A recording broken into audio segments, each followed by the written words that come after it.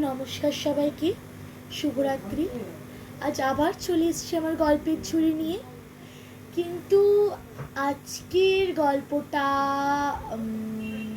হালকা মাইথোলজি, বা আপনি বলতে পারেন কোনো গল্প, একটি অবনীন্দ্রনাথ ঠাকুরের লেখা একটি সুন্দর গল্প যার নাম শকুন্তলা। একটি মিষ্টি গল্প শকুন্তলা। লাস্টের দিকে দুঃখেরও আছে, কিন্তু আমি যে ফার্স্ট একদম যে বিভাগটা শকুন্তলার, মানে কীভাবে শকুন্তলাকে খুঁজে পাওয়া গেল, এই ইত্যাদি ইত্যাদি আজ আমি বলবো। তো শকুন্তলা খুঁজে পাওয়া গেল অবধি বলবো। আমি দুষ্মন্তের পার্টটা আমি শুরু করব না।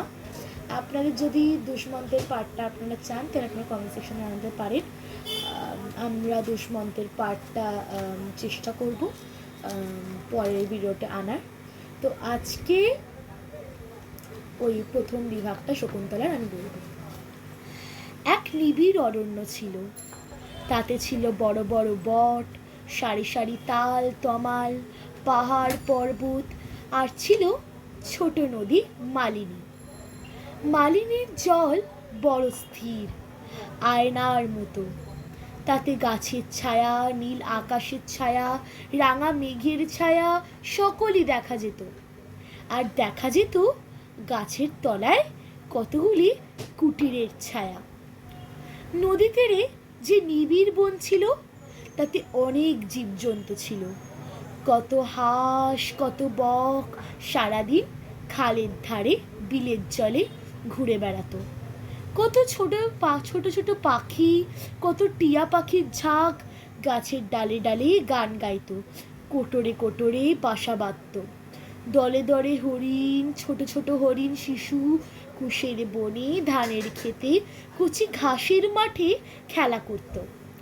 বসন্তে কোকিল গাইতো, বর্ষায় ময়ূর নাচত। এই বনে 3000 বছরের এক প্রকাণ্ড বট গাছের তলায় মহর্ষি কর্ণদেবের আশ্রম ছিল। তপস্বী কর্ণ আর মা গৌতমী ছিলেন। তাদের পাতার কুটির ছিল, পরনে বাকল ছিল, গোয়াল ভরা গায়ে ছিল, চঞ্চল বাছুর ছিল, আর ছিল বাকল পরা। তারা কর্ণদেবের কাছে বেদ পড়ত, মালিনীর জলে তর্পণ করত, গাছের ফলে অতিথি সেবা করত, বনের ফুলে দেবতাদের অঞ্জলি দিত। আর কি করত? বনে বনে হোমের কাঠ কুড়িয়ে বেড়াতো, কালো গায়ে ধলো গায়ে মাঠে চড়াতে যেত। সবুজ মাঠ ছিল, তাতে গাই বাছুর চড়ে বেড়াতো। বনে ছায়া ছিল, তাতে রাখাল ঋষিরা খেলে বেড়াতো। তাদের ঘর গড়বার বালি ছিল, ময়ূর গড়বার মাটি ছিল, বেণুবাসের বাঁশি ছিল, বটপাতার ভেলা ছিল। আর ছিল খেলবার সাথী, বনের হরিণ, গাছের ময়ূর, আর ছিল মা গৌতমীর মুখে দেবদানবের যুদ্ধ কথা, তাৎকর্ণের মুখে মধুর সামবেদ গান। সকলই ছিল, ছিল না কেবল আধার ঘরের মানিক ছোট্ট মেয়ে শকুন্তলা। একদিন অপ্সরী মেনকা তাই রূপের ডালি দুধের বাচ্চা শকুন্তলা মেয়েকে সেই তপবনে ফেলে রেখে গেল। বনের পাখিরা তাকে ডানায় ঢেকে বুকে নিয়ে সারা রাত বসে রইল। বনের পাখিদেরও দয়া মায়া আছে, কিন্তু সেই মেনকা পাষাণের কি কিছু দয়া হলো? খুব ভোরবেলায় তপবনের যত ঋষিকুমার বনে বনে ফল ফুল কুড়তে গেছিল, তারা আমলকি বনে আমলকি, হরিতকি বনে হরিতকি, ইংলি ফলের বনে, তারপরে ফুলের বনে পূজার ফুল তুলতে তুলতে পাখিদের মাঝে ফুলের মতো সুন্দর শকুন্তলা মেয়েকে কুড়িয়ে পেলে সবাই মিলে তাকে কোলে করে তাৎকর্ণের কাছে নিয়ে গেল।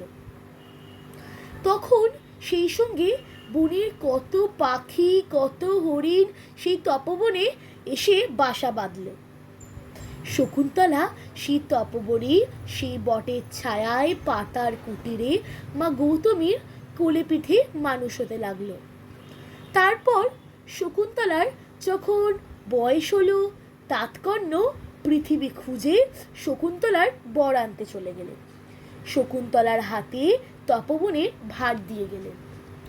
শকুন্তলার আপন মা বাপ তাকে পর করলেও কিন্তু যারা পর ছিল তারা তার আপন হলো।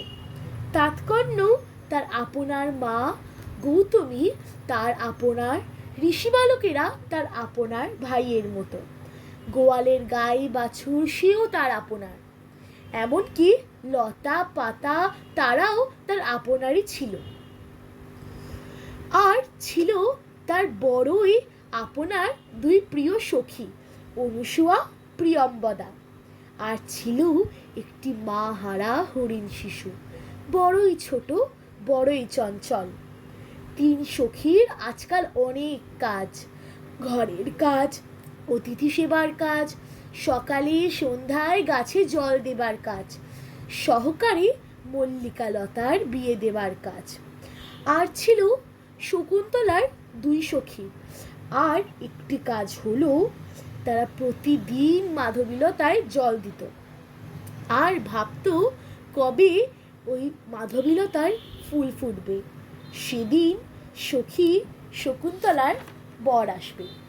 এছাড়া আর কি কাজ ছিল?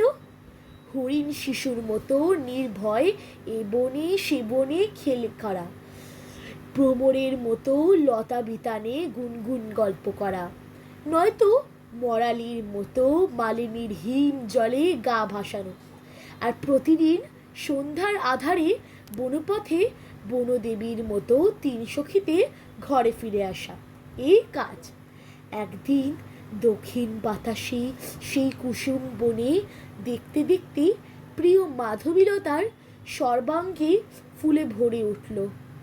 আজ সখীর বর আসবে বলে চঞ্চল হরিণীর মতো চঞ্চল অনুসুয়া আর প্রিয়ম্বদা আরও চঞ্চল হয়ে উঠল। আজ এই অবধি, আশা করি আপনাদের ভালো লাগবে। আপনি যদি ভালো লেগে থাকে তাহলে লাইক, শেয়ার আর সাবস্ক্রাইব করবেন। নমস্কার।